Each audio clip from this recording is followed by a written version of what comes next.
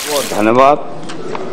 आपने एक महत्वपूर्ण मुद्दे पर मुझे बोलने का मौका दिया। आज हिंदुस्तान को बहुत खतरा है और चीन से।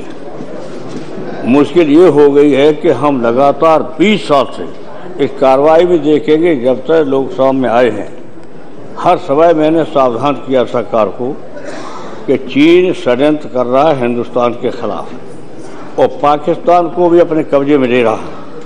अब पाकिस्तान को भी अपने साथ ले लिया।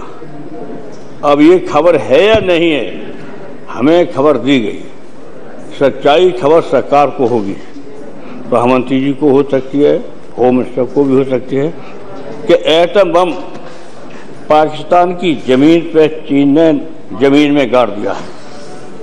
ये तैयारी चीन की है और हमने कई बार सावधान किया है। याद कीजिए, कहीं भी कार्रवाई देख लीजिए। और आपका अध्यक्ष महोदय, आप हमेशा समय दिया है इस मामले में। चीन के मामले में हम हमेशा बोले हैं, कोई साल नहीं गया, कोई ऐसा सत्र नहीं गया, लेकिन चीन पूरी तैयारी कर चुका है हिंदुस्तान पर हमला की। और उधर आप देखेंगे जो निकट के और छोटे छोटे सूबे हैं, नेपाल में भी उसकी दृष्टि लगी हुई है, नेपाल में भी। और जो उधर आपका जो है आगे बता देंगे। तो अध्यक्ष महोदय, अब शुरू हो गया है खतरा। सबसे पहले भूल ये हुई कि हमारे विरोध के बावजूद भी माननीय प्रधानमंत्री समय, अब लेना नाम उच्च नहीं समझता हूँ, उनसे मिला जा करके मैं कि तिब्बत को मत दीजिए और तिब्बत हमारा पहरेदार है। अगर चीन हमला करेगा तो पहले तिब्बत में होके आएगा। और तिब्बत पूरी तरह से, दलाई लामा कितने साल रहा हिंदुस्तान में, दलाई लामा पूरी तरह वहाँ का लीडर और धार्मिक लीडर पूरा हिंदुस्तान के साथ। दलाई लामा को संरक्षण नहीं दे पाए और दलाई लामा आज भी तिब्बत में हिंदुस्तान के साथ हैं, लेकिन तिब्बत को आपने दे दिया। हमारी सरकार में उस समय के जो नाम नहीं लेना चाहते, अब है नहीं सदन में और सत्र भी हैं, उन्होंने चीन को दे दिया तिब्बत। हमने सोमनाथ चटर्जी ने मिलकर कहा कि ये गलत है। अगर तिब्बत दे दिया तो रास्ता मिल जाएगा चीन को सीधा हिंदुस्तान से। अब हिंदुस्तान को कभी भी माफ नहीं कर सकता चीन। सबसे बड़ा दुश्मन कोई है, मैंने कई कहा है कि सबसे बड़ा हिंदुस्तान का विरोधी और दुश्मन कोई है तो चीन, और वो आपके सामने आ गया है। अब इस संबंध में सरकार ने क्या किया, इस पर बहस होनी चाहिए, अन्य नेताओं के भी विचार आ जाना चाहिए। इसे हम कह रहा हूँ, पहली भूल तो करी थी जो तिब्बत दे दिया। दूसरी बात है, तिब्बत चीन को देने थे, ऐसी भूल की गई है जो आज भारत को चीन की हरकतों को देखते हुए फिर से तिब्बत की आज़ादी का खुलकर समर्थन करना चाहिए। अभी समर्थन नहीं करे, समर्थन करना चाहिए हमको।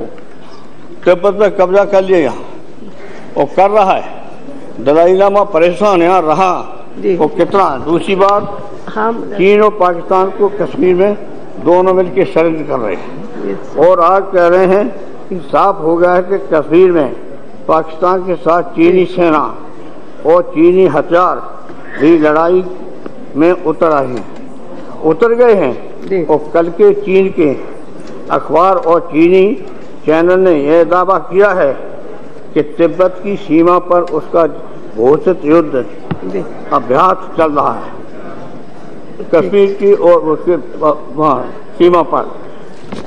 और स्वीकार किया चीन ने, कहा हम कर रहे अभ्यास, और इसका कड़ा विरोध होना चाहिए। क्योंकि भूटान और सिक्किम की रक्षा करना भारत की जिम्मेदारी है। सुन लीजिए, आपसे कहना चाहते हैं, आप सुनिए, आपके हिंदुस्तान की जिम्मेदारी है कि आज जो हो रहा सिक्किम को और भूटान की रक्षा करना आपकी जिम्मेदारी है। आपकी सरकार भूटान पर, सिक्किम पर कब्जा कर रहा है चीन। इधर आकर के कश्मीर अपने हाथ में ले लिया पाकिस्तान को, और पाकिस्तान को लेके कश्मीर में कर रहा है।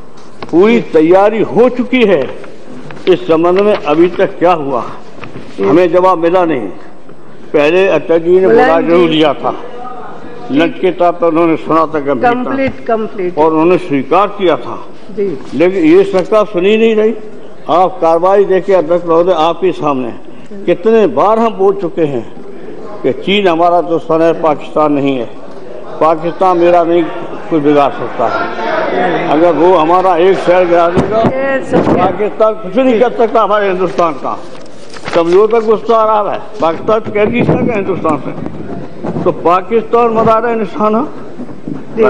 पाकिस्तान को अपने लेने की कोशिश करना चाहिए था।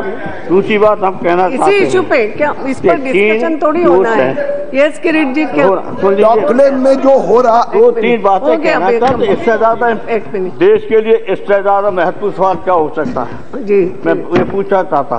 पूरा हिंदुस्तान की जनता चाहती है कि क्या कर रही सरकार। बात दलाई लामा को तिब्बत की सरकार को मुखिया माना है और उन्हें राष्ट्र प्रमुख का दर्जा दिया है जी। ये बात चीन को बहुत नागवार गुजरती है, लेकिन भारत को जितनी अधिक मदद दलाई लामा की करना चाहिए जी। आपको ये आपके हित में है। रास्ता वही है चीन का। दूसरी चीन और भारत के बीच अब कंप्लीट करें मुलायम सिंह जी, एक व्यापारिक संबंध है। सारा व्यापार यहाँ खिलौना से लेकर के पूरा सामान और चीन का बिक रहा है। अरे सही बात सुन लीजिए, चीन का सामान बिक रहा है। हो गया ना, मुद्दा उठा दिया आपने। पूरा चीन का सामान यहाँ बेचा जा रहा है। सारा व्यापार सफल बना रहे आप।